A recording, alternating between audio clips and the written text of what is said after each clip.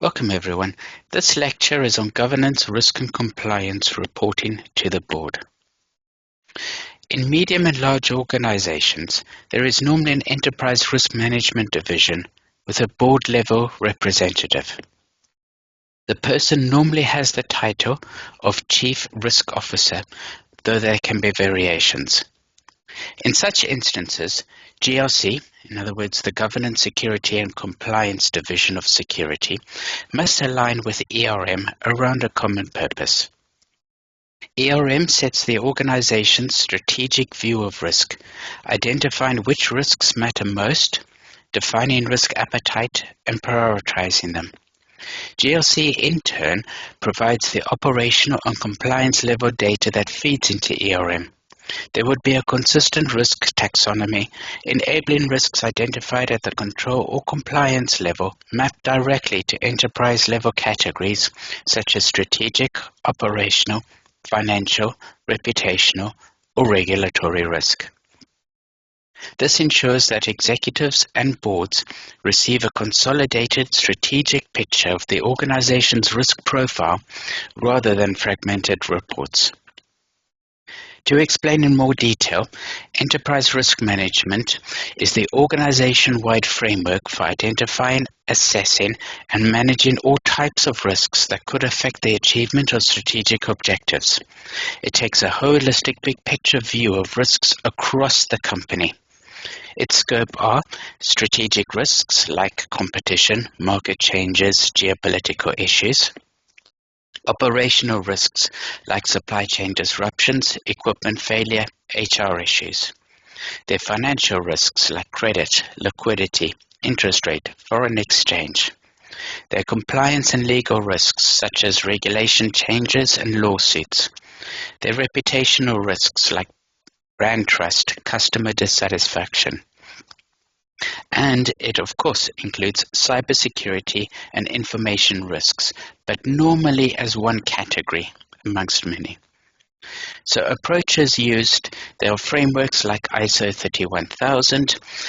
There's focus on governance, accountability, and the risk appetite at the organizational level. And it looks at the interconnections between risks. For example, how a disruption might trigger financial loss and reputational damage. And therefore, information security risk management is a subset of ERM that focuses on protecting digital and other information assets, systems, data, and services against threats. Its scope includes, but is not limited to, cyber threats, data protection risks like loss of customer data, GDPR violations, etc. System availability risks, third-party risks like supplier breaches, cloud security gaps, and of course, the human factor risks, such as insider threats and negligence. Information security risk management uses frameworks like ISO 27005, NIST RMF, which is the risk management framework, and of course there are more technical things like CIS controls. It focuses on the confidentiality, integrability, and availability of information assets. The risk assessments often include technical controls, firewalls, encryption, intrusion detection, the usual, policies, standards, processes, user awareness training. So the CISO's risk assessments and the cyber metrics become inputs for the Chief Risk Officer and the board to consider alongside financial, operational, and strategic risks. Technology, of course, plays an important role in this integration. Modern GRC platforms can automate the collection of risk and compliance data, link incidences or control failures direct to enterprise risks, and consolidate information into a central risk register. RiskHive is one example. Through this, key risk indicators, KRIs, key performance indicators, KPIs, and key compliance indicators, KCIs, can be tracked against thresholds defined by enterprise risk management. This data-driven approach enables risk committees and executives to see whether the organization is within or outside of its risk appetite. Reporting to executives must focus on clarity, conciseness, and strategic relevance. A typical executive risk report begins with an executive summary highlighting the top 5 to 10 risks in terms of significance, trend, and alignment to business objectives. This is often supported by visualizations such as heat maps to show likelihood versus impact, or dashboards that compare KRIs against tolerance levels. Compliance performance should be shown in high-level terms, for example, the percentage of effective controls or the percentage of regulatory obligations met, while also flagging significant compliance gaps. Emerging risks such as new regulations, cyber threats, or geopolitical shifts should be called out, along with action plans for remediation. Let's take a step back, though, at this point. Undertaking this work first requires you to establish a risk management framework. To develop a risk framework that is truly grounded in business strategy, the starting point must always be the organization's purpose, business model, and strategic objectives. Rather than treating risk management as a separate compliance exercise, the framework should begin by clarifying what the business is trying to achieve, whether that is market growth, operational efficiency, digital transformation, or environmental leadership, and then identifying the uncertainties that could either threaten or enable these goals. This creates a direct connection between risk and strategy, ensuring that risk discussions are about protecting value and supporting performance, not simply avoiding negative events.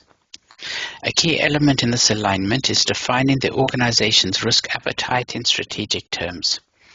Risk appetite should articulate the types and levels of risk the business is willing to take in pursuit of its goals, and where it draws the line.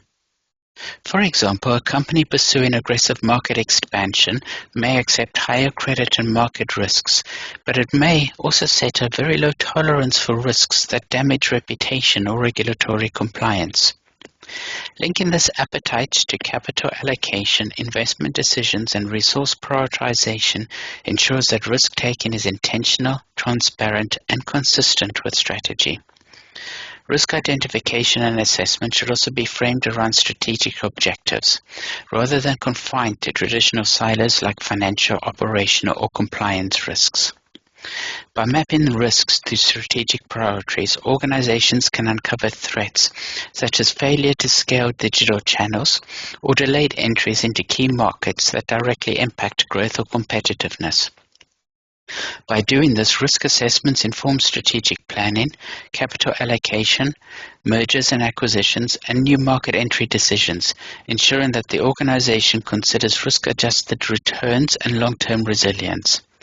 At the operational level, linking key risk indicators with key performance indicators allows management to track not only how well the business is executing its strategy, but also how exposed it is to risks that could derail that execution. Let's do a quick run-through of a generic sample presentation before we move on to a bow tie analysis, which can also be included in such a presentation for great visual representation. So for the executive summary, as we said, the top 5 to 10 risks were the trends in alignment with strategic objectives, the high-level view of the risk exposure across the organization, and linking data to strategic impact. Heat map, and I am fully aware of the numerous studies which disparage the use of heat maps. However, it is a useful one-stop visual impactful statement that can be given to executives which they can readily understand. You can conduct the analysis behind the heat map in any shape or form that you wish. However, consider this as one potential high visual, high impact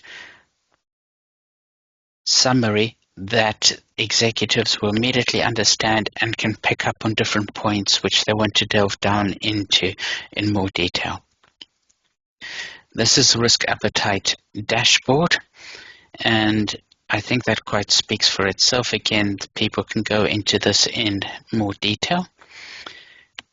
The compliance and control status, the emerging risks and trends, which can help elaborate reasons behind both why certain stats are presented on the previous pages, as well as what you'll see moving into the future. So this is kind of a horizon scanning as well that can be done.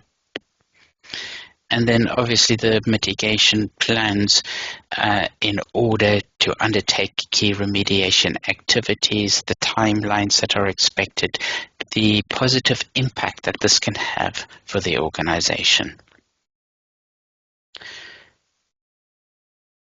And here is just an example for the bow tie analysis, and we will start to get onto that in a bit of detail in a few minutes. So what I just want to do before we come back to the slide that's on screen is to run through a generic example of how a company might present a risk framework narrative in its annual report, showing a clear link between strategy and risk management. At Kitty Furbo Pty Limited, our enterprise risk management framework is designed to directly support the successful execution of our business strategy. We recognize that pursuing growth, innovation, and market leadership requires the thoughtful acceptance of certain risks, while carefully managing others that could undermine long-term value creation. Our risk approach is therefore grounded in the principle that risk management is not about avoiding uncertainty, but about enabling our strategy to succeed in a disciplined and resilient manner. Our strategy is focused on three priorities: expanding into new markets, accelerating digital transformation, and advancing our sustainability commitments. Each of these priorities brings new opportunities and risks. Market expansion exposes us to regulatory and geopolitical uncertainties, while digital transformation increases our exposure to cybersecurity threats. Similarly, our sustainability agenda requires us to navigate evolving ESG regulations and shifting stakeholder expectations. We identify and assess these risks in direct relation to their impact on our strategic objectives, ensuring that management attention and resources are focused where they matter most. To guide decision-making, our board has established a clear risk appetite that defines the types and levels of risk the company is willing to accept in pursuit of its strategy. We are prepared to take calculated risks in areas such as investment in new technologies and entry into emerging markets, where return aligns with our growth ambitions. However, we maintain very low tolerance for risks that could comprise or compromise the safety of our people, the trust of our customers, or our regulatory compliance. These principles ensure that strategic choices are made with full awareness of both opportunities and potential downsides. Our framework embeds risk thinking into planning, execution, and monitoring. Strategic initiatives are stress tested against a range of scenarios, including potential shifts in global trade, technology adoption, and climate regulation. Key risk indicators are linked to performance metrics to provide early warning signs of threats to our objectives, while dashboards enable management and the board to monitor our top strategic risks on a continuous basis. Business leaders are directly accountable for managing risks within their areas, supported by their risk function, which provides oversight, challenge, and tools to strengthen resilience. In this way, our risk management framework reinforces our strategy by ensuring the organization is both bold and responsible in pursuing its ambitions. It provides confidence to our stakeholders that we are prepared for uncertainty, resilient in the face of disruption, and committed to delivering sustainable growth over the long term. So coming to the bow tie analysis. As I've said, one common way of presenting risks to the board is via a bow tie analysis. This is a good visual, high-level representation of risks, controls, and consequences across the business from the perspective of the enterprise risk management function. We will start there and end with an example input from Security's GRC. So what is a bow tie? It is a widely used risk management tool that provides a clear and structured view of how the organization identifies, prevents, and mitigates its most significant risks. The central focus of the bow tie is the risk event itself, the outcome that management is seeking to avoid. On the left side of the framework, the analysis identifies the potential causes or threats that could trigger the risk. On the right side, it outlines the potential consequences if the risk event were to materialize. Between these elements sits the organization's barriers or controls, which are designed either to prevent the event from occurring or reduce its impact should it arise.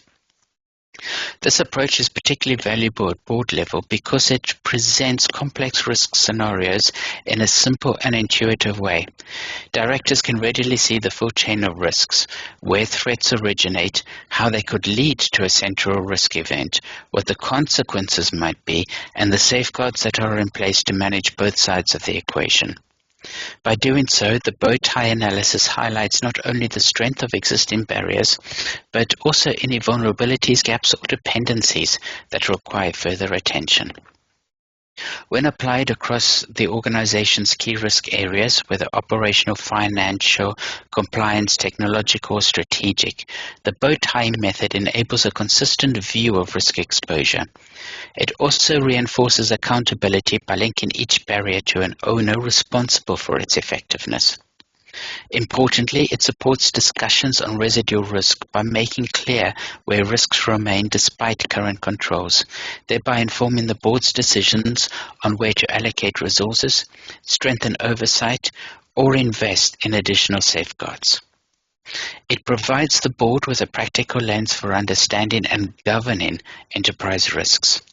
It bridges the gap between high-level strategic risks and day-to-day operational controls, ensuring that directors can see not only what the risks are, but also how effectively the organization is positioned to prevent and respond to them. When applied to governance, risk and compliance in security, the bow tie framework illustrates how GRC controls function as both preventative and mitigating barriers around a central risk event. At the center sits a material enterprise risk such as a regulatory breach, a cyber incident, or ethical lapse. On the left side, the model highlights the threats or causes that could lead to such an event, while on the right it sets out the consequences that may follow if the event were to occur. Governance controls typically operate as preventative barriers on the left side of the bow tie. These include clear risk appetite, policies, and ensuring decision-making structures, thereby reduce the likelihood of risks materializing in the first place. Risk management controls expand both sides of the bow tie. On the preventative side, risk identification processes, enterprise risk registers, scenario planning, and internal audits act as barriers that reduce the chance of a threat escalating into a risk event. On the mitigating side, risk response frameworks, business continuity planning, incident escalation processes, and insurance coverage helps to lessen the severity of consequences if a risk occurs. Compliance controls are most visible on the mitigating side of the bow tie. While compliance training, monitoring, and due diligence can prevent certain risks, their greatest impact is in reducing consequences by ensuring breaches are identified quickly and reported transparently, limiting regulatory penalties and reputational damage. Examples include mandatory training, compliance monitoring systems, and whistleblowing hotlines that provide early warning signals. The framework highlights not only where these controls are strong, but also where dependencies or gaps exist, for example, over-reliance on a single compliance system or insufficient governance oversight of emerging risks. I want to end off this lecture doing something different. All the structure and mechanisms we have discussed are no good if the culture of the company is not right. Culture underpins everything. I can see both virtual nods as well as raised eyebrows, so let's make the link between culture and risk management. Now remember, an enterprise risk culture framework is essentially a structured model that organizations use to understand, measure, and strengthen the attitudes, behaviors, and values that drive how people across the enterprise perceive and manage risks. While traditional risk management frameworks focus on processes, systems, and controls, a risk culture framework focuses on the human and organizational side of risks. How decisions are made, how risk is owned, and whether people feel empowered to challenge risky behaviors. I'll defer to the Institute of Risk Management's Risk Culture Framework, which helps companies understand, measure, and improve how culture affects risk-taking and risk management. It does so via assessing how purpose, ownership, decision-making, experience, and leadership interact to shape an organization's ability to manage risk effectively. It evaluates risk culture across